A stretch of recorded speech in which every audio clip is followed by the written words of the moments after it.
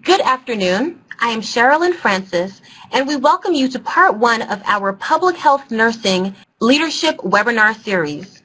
Today's webinar is made possible via a collaboration between Alameda County Public Health Nursing, the DeKalb Board of Health, and Stearns County Human Services.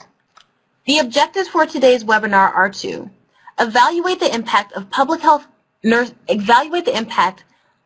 nurses have in underserved communities and immigrant communities, to compare the best practices used to maximize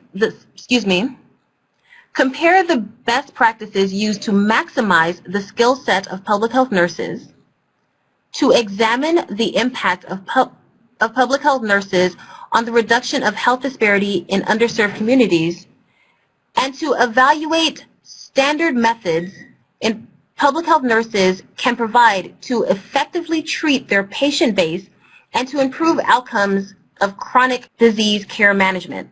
I now present to you today's webinar entitled Public Health Nurses and Community Health Outreach Workers in Advancing Chronic Disease Management, presented by Kimberly Boston, Lead Public Health Nurse, Public Health Nursing Division, Alameda County Public Health Department, Renee Frauendeis, Public Health Division Director, Robert Wood Johnson, Public Health Nurse Leader, Stearns County Human Services, and Patricia Joseph, Manager, Clinical Nursing Services, Community Health and Preventive Services, DeKalb County Board of Health.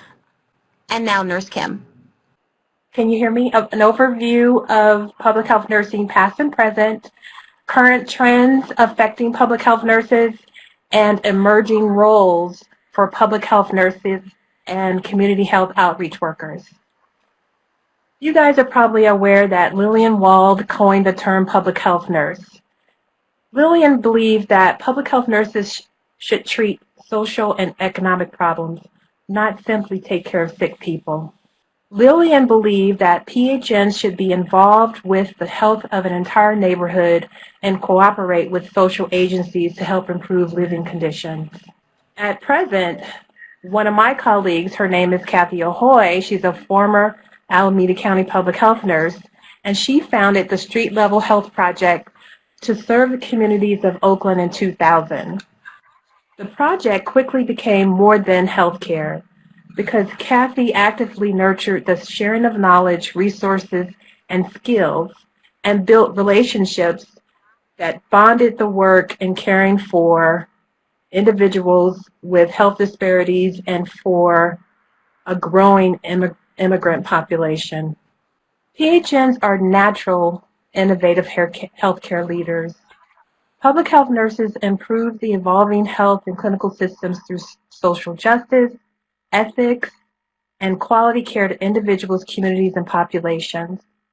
PHNs also work in communities reaching out to disadvantaged and underserved using an ecological perspective. The skill set of PHNs in the 21st century is key and ideal for advancing a culture of health, utilizing assessments, communication, collaboration, and knowledge of the healthcare system. PHNs for over a century have developed a holistic understanding of physical, mental, emotional, and spiritual well-being and the environment, and how this limits access to health, education, and opportunity. PHNs and the ACA are focused on health prevention, and many of the health departments across the country have implemented the Accountable Health Communities model. Now let's just briefly overview 10 ways public health nurses improve health. Public health nurses improve health by prevention. We look at preventing conditions such as obesity, diabetes, injuries, school absenteeism, and infant mortality. We educate our communities and our stakeholders and encourage healthy behaviors and healthy environment. Public health nurses coordinate, they integrate services across the lifespan to improve individual and population health outcomes. Public health nurses protect. They protect people by educating them about environmental hazards. They prepare individuals and communities for emergencies, and we assist in mobilizing our communities during disasters. Public health nurses lead. We lead evidence-based quality practices and policy changes. Public health nurses promote. We promote health equity, and health is a shared value through individual and community engagement and inclusion. Public health nurses also advocate. We advocate for our communities, and we insist on safe and affordable housing, healthy meals, tobacco prevention, and safe places for our children to walk and play and be active. Public health nurses also care. We care for the people and families and communities, and we understand the culture, the language, the literacy, and how these all shape the well-being of our communities and equitable distribution of the healthcare resources. Public health nurses integrate. They recognize that health is a function of physical, mental, emotional, and spiritual well-being. Public health nurses also engage in research to inform our practice and to improve the health of our communities. Okay, now we're going to look at trends affecting public health nursing practice. Some of the trends affecting public health nursing: we need to advocate for predictive genetic testing, and this is because we are in a space where we promote health promotion and health prevention. We want to look at wellness genomics to help our populations. Public health nurses are going to need to advocate for diversity in clinical trials. And don't forget that America is graying and nurses are graying, and nearly 1 million RNs will be retiring by the year 2030. And with those retirements, we will lose a significant amount of nursing knowledge and expertise. There's also a looming physicians shortage as well. And unfortunately, the field of public health nursing will be affected the most by these retirements and these nursing shortages. As I said before, it's a significant effect on public health nursing is the graying baby boomer population. Approximately 76 million American people were born between 1946 and 1964. By 2030, all baby boomers will be aged 70 years or older. At present, approximately 54 million people are enrolled in Medicare, and that's due to increase to 80 million by the year 2030. This is going to cause an increased utilization of healthcare services and a demand for more registered nurses and public health nurses. Some emerging roles for PHN and CHOWS are implementations of the innovative care regimens that are going to require a comprehensive team of professionals, lay workers, and support disciplines. And this will be needed to support the graying populations and the increased utilization of healthcare services that's due to come by the year 2030. PHNs are well prepared to provide leadership in this realm through team-based care coordination intervention. PHNs can effectively manage this realm of nursing by communicating with providers, patients, family, team members, and other community providers. PHNs are instrumental in decreasing the fragmentation that many of our socially disadvantaged communities experience, and many of them who have multiple chronic and comorbid conditions. Some other emerging roles for CHOWS and CHWs, and in some areas, community health outreach workers are known as community health workers. So they are known as many different things, but by many different names. but basically they are community health outreach workers and are known as community health workers. They provide community education, outreach, social support, and advocacy. They are primarily in key positions because they are part of the community and they're seen as peers. So there's a non-competitive spirit, and they're in unique positions to help bridge healthcare and public health. And we recognize the importance of the child's ability to facilitate increased access to primary care for a high-risk, hard-to-reach population. Some additional PHN and child team interventions are advocating for population-based healthcare services, facilitating quality improvement and value-based activities, implementing culturally competent strategies and practices.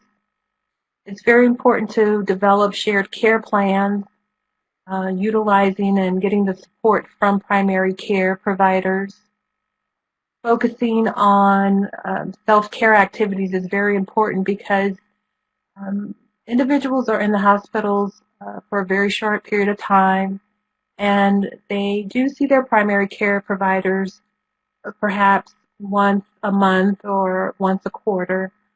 But focusing on supporting self-care activities and striving to help them live healthier lifestyles is very important, and that's something that PHN and CHALS can do very well. Utilizing technology is very important, and facilitating healthy outcomes. I believe that the strategies, health prevention strategies such as self-blood pressure measurement and monitoring is very important. And this can be done prior to an individual developing hypertension or a person developing pre-hypertension so that they don't go on and develop those strokes. So I believe public health nurses and CHALS, through their interventions, can help prevent some of those individuals who go on to develop hypertension. Some evidence-based positive return on investment PHN and child interventions are reductions in costly hospital readmissions, management of risk factors and preventions of cardiovascular diseases, reductions in health disparities. There's some studies that have shown that child interventions improve blood pressures and cholesterol outcomes, and some smaller studies suggest using community health workers improves appropriate use of healthcare and reduces morbidity and mortality related to cardiovascular disease. Okay, I just reviewed for you a brief history in public health nursing and some trends affecting public health nursing and some PHN and CHAL interventions. Thank you very much. I've been honored to present to you today. Thank you. Okay, perfect. Well, as I said, my name is Renee Frowndienst, and it's okay that you mispronounce my name. With a name like that, you have to be kind of immune to. I'm certainly not sensitive about it. So I'm really pleased this afternoon to be able to be here. I just have two caveats before I start. One is that I have a cold, and I apologize. Hopefully I won't get a coughing spell. And then also, I don't know how to turn off the ding when my emails come in because my volume's all up. So you may hear that on occasion, and I apologize for that as well. Today what I really want to talk about is, first of all, just a little bit about why nurses. And I'm going to include nurses at all levels of practice in here and in all practice sectors. And then really looking at improving the health of our communities, specifically looking at a couple of opportunities for us to make some change here. In 2010, the Institute of Medicine published a report on the future of nursing. And the report's subtitle actually, I think, really helps us focus on what it is that nursing needs to do. It was called Leading Change and Advancing Health. So the focus on leadership for nursing was clearly identified in this report. They also said in the report that they were really releasing this report at an opportune time. There are huge changes, or were huge changes, in healthcare that were happening, and we continue to see that. And with nurses being the largest sector in healthcare, it seemed that these changes could and certainly should be led by nurses. It's because of their commitments to improvement related specifically to care, safety, quality, outcome, those types of things, that they're really equipped to be at the table and leading changes that impact the health of our communities. And no one is better at doing that, I think, than public health nurses. So if you look at the fact that nurses just in general reside in this unique continuum of healthcare, going all the way from tertiary levels of care to this true prevention that we typically will see in public health. And they're also trained not to work in a vacuum, but really in this collaborative effort with physicians as well as with other health professionals, as well as with the community. And again, no one does this, I think, better than what public health nurses do. So as you know, and as I just shared, we've got changes in healthcare, and our traditional way of addressing health is changing as well. And it's not just public health that has been seeing this, but our entire healthcare system and our communities are seeing this as well. So we're seeing this drastic change from a focus on treatment to more very acute care, short stays, and then in this, how do we manage chronic conditions by keeping people healthy, preventing hospitalizations and rehospitalizations, which are directly impacted by how hospitals and providers are paid, and then how to even prevent them from ever happening in the first place, all of which take place at various locations of where we can have nurses working. We also know, as Nurse Kim identified, the community is aging, and the demands for healthcare services are actually going to increase. So there's this focus on how do we promote healthy aging within that population as a way to reduce or control costs. By 2050, they're projecting that 54% of the total population will be from minority groups. So culturally relevant care, how do we engage healthcare workers who are part of the culture or the communities that we're seeing in those community health workers or community outreach workers?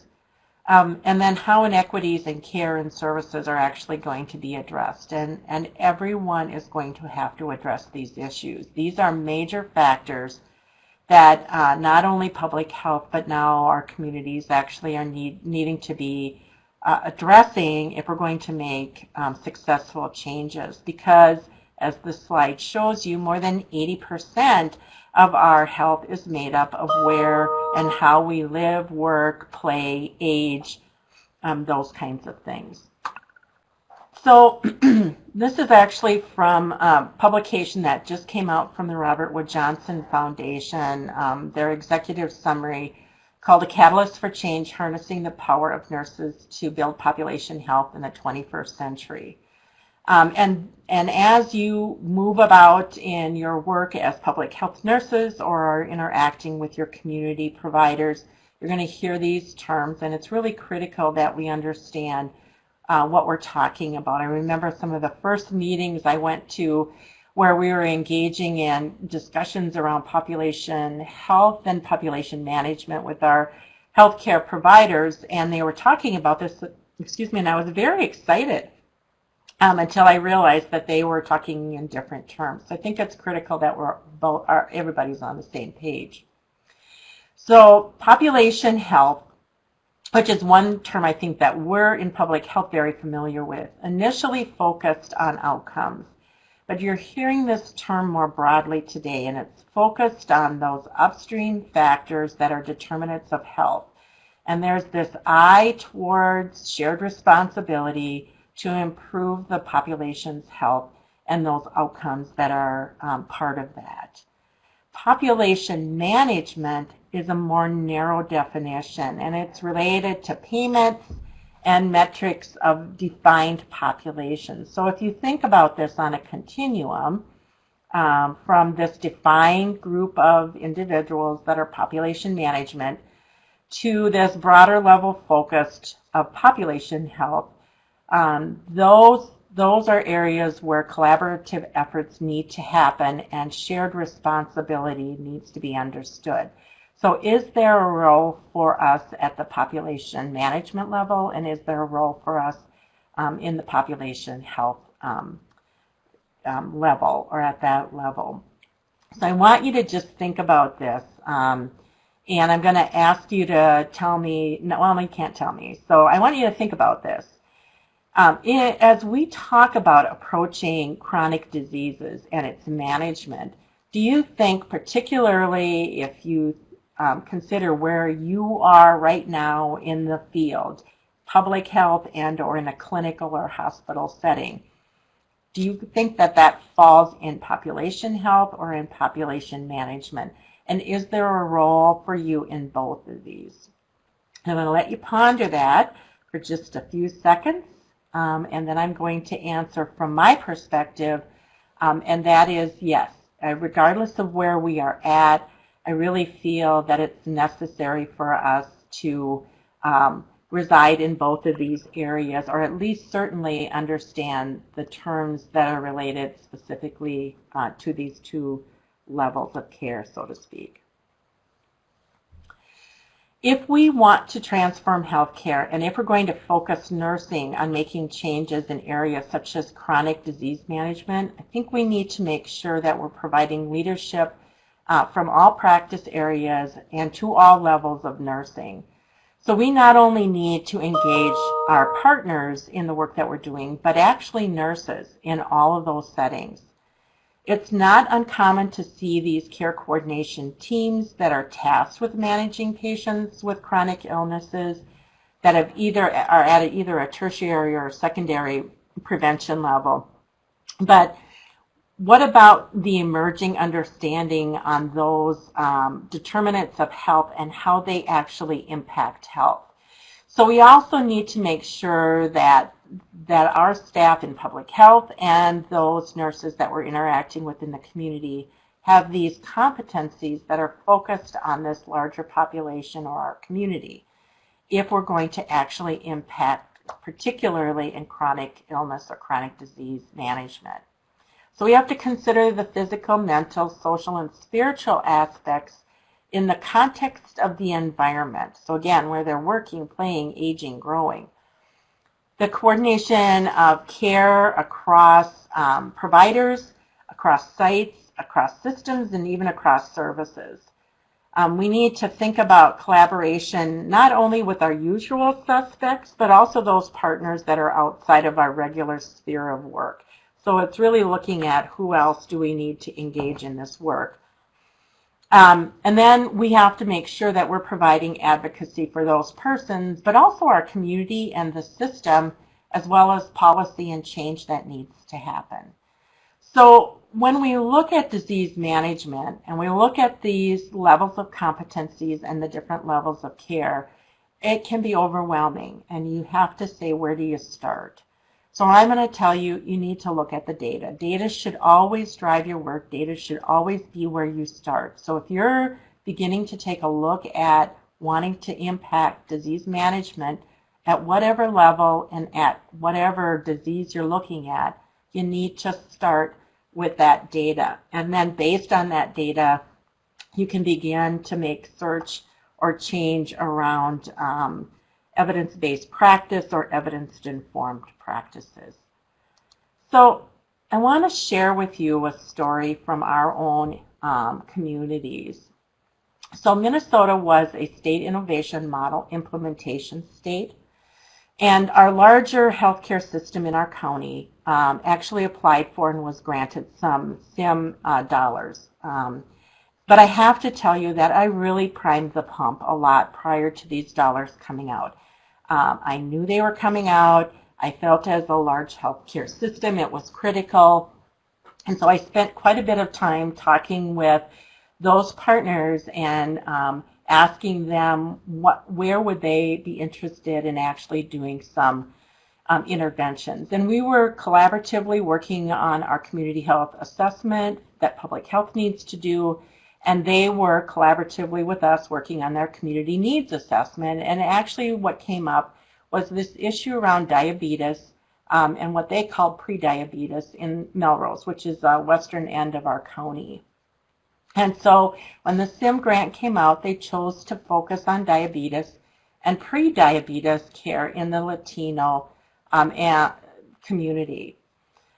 So what they did is, with assistance from our staff, from the assistance with the Minnesota Department of Health, and then they really pulled in their own analytics department, but they actually dug within their own data. And they started to look at where care was being provided at that level with best practices that had been identified. So they looked at A1Cs and blood sugar control, weight, blood pressure, those kinds of things. And they actually looked at it by clinical area, and they looked at it even by physician.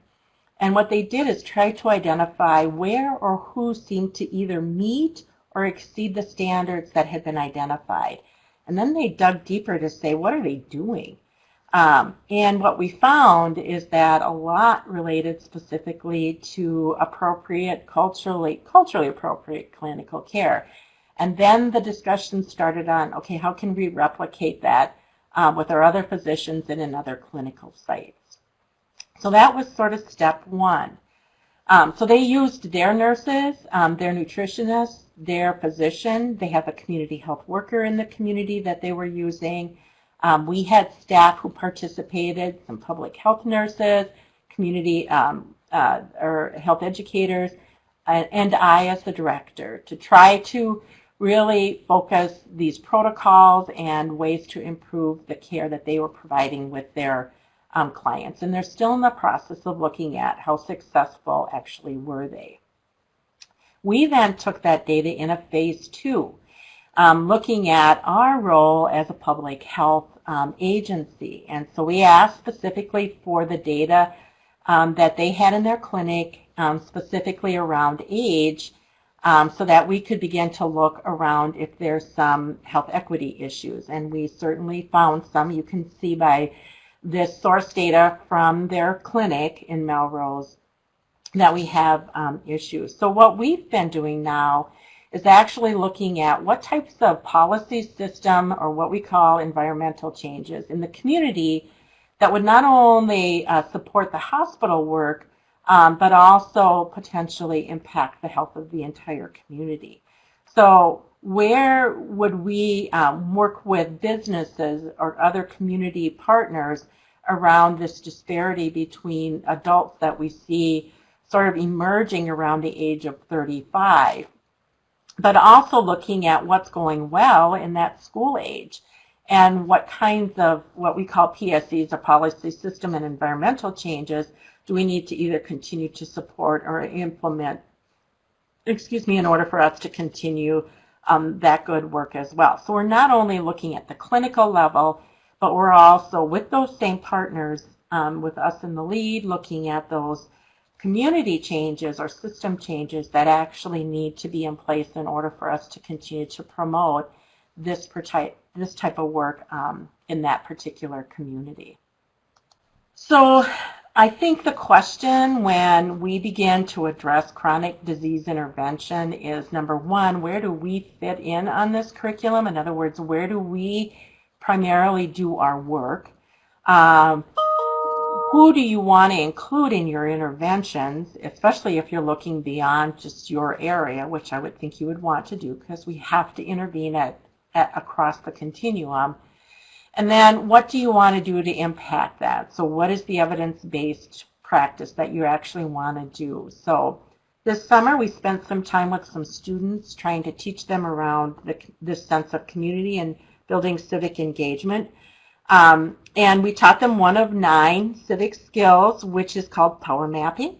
And it's shown on here. And what you do is you start with your issue in the middle, and then you build out to more more specific. So if the issue is diabetes, who else do we want to? It might be the clinic. Who in the clinic do I actually want to engage in that particular work? And then just some quick final thoughts here.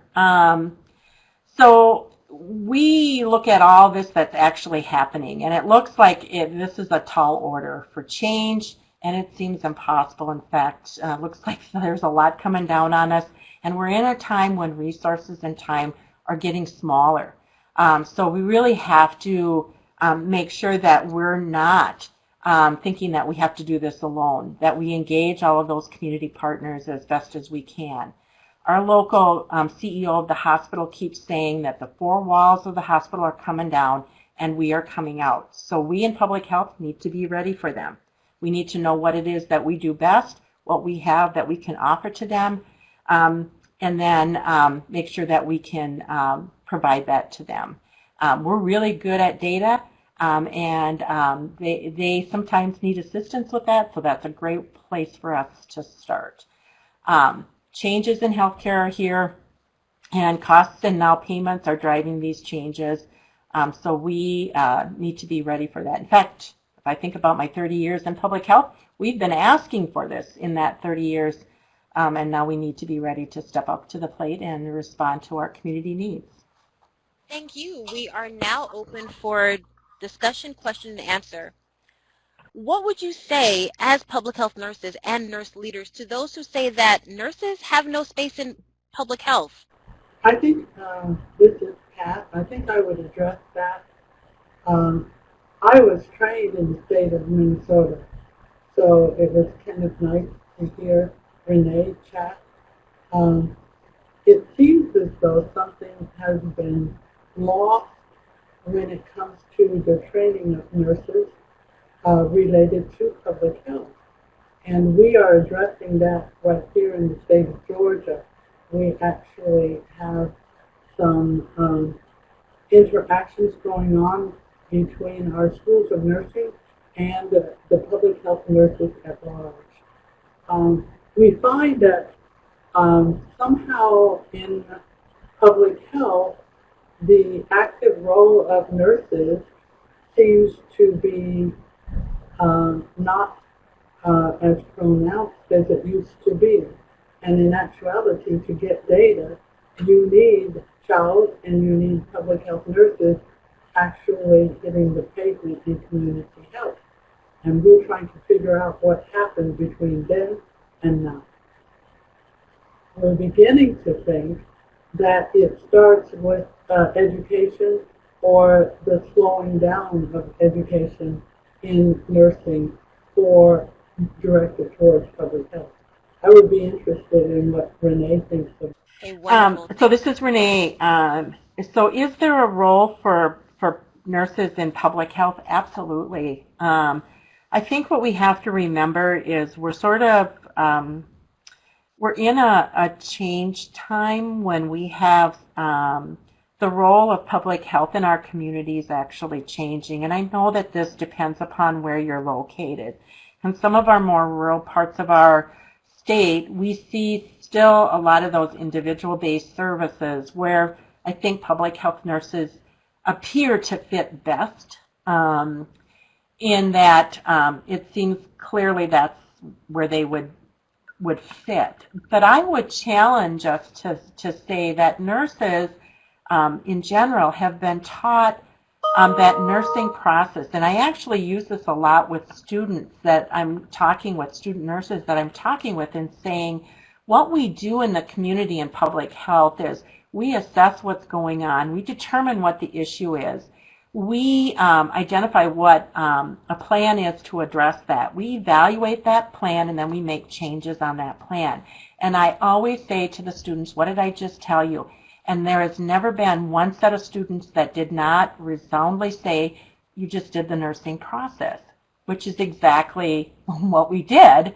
And I tell them we're doing that to our communities. So we have, I think, some transition in training our nurses to say, yes, you can do this at the individual level, you can do this at the family level, you can do this at the community level, and you can do this at the system level. And nurses This is part of what we do, and it is ingrained in everything we do, and so we do it very, very well. And so may it be that you're not doing this individual care, maybe you're doing it in a broader sense, but you're going to do it very well and serve your community very well. So that's how I would respond. And Nurse Kimberly, do you have a response to those who say that nurses have no space in the public health world? Okay, well, we can move on to the next question. And we'll make sure that Nurse Kim has her audio back up so that she can hear us. Okay, our next question. What are best practices for public health nurses in rural areas? What advice or strategies would you give to nurses in rural areas with limited resources as a whole, but even limited healthcare providers in those rural areas? And either of you can answer this question. What are the reliable resources that exist to cross-train nurses and allied health professionals? I will start on that one. There are some hugely reliable sources and resources to cross-train nurses and allied healthcare workers. In the state of Georgia, we function under nursing protocols, which is an extremely excellent quality controlled way of making sure that the quality of our nursing practice is standardized and up to date. As a matter of fact, we use the software not for our nursing protocols, but for our nurse practitioners of up to date, which is very comfortable for our nurse practitioners in dealing with the acute care type issues, treatment issues. For nursing practice, when it comes to nursing protocols, it ensures that we are using state-of-the-art resources and evidence-based practices in caring not only for the population and driving the data, but also in caring for individuals. I would love to expand on that more, but we have some other experts here, and I have a great I think what you shared are really good examples. I personally feel that, and this sort of answers the question before around these best practices and limited resources and limited healthcare providers, but and that is just sit down and talk about what you each of you do. It not only shares that information back and forth as what is my role, what's the scope of my practice, what is that I can bring to the table, but it also begins to develop those relationships that we're really going to need, because healthcare has sort of done their own thing and public health has kind of done their own thing, and everybody has done their own thing. And the reality is, instead of silos, we need to start cross-sectioning across all of those silos. And so what a great way to learn what I bring to the table or what someone else brings to the table, but also to just sit down and talk about it.